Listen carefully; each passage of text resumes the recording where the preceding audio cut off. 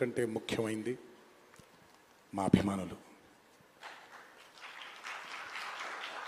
ఏ జన్మలో చేసుకున్న రుణమో ఈ జన్మలో కలిసి ఒక గర్భంలో పుట్టకపోయినా, కలిసి రక్తాన్ని పంచుకోకపోయినా, రక్త సంబంధం కంటే కూడా గాఢమైనటువంటి రుణపడిపోయేటువంటి అనుబంధం ఏర్పడిపోయింది మీ అందరితో.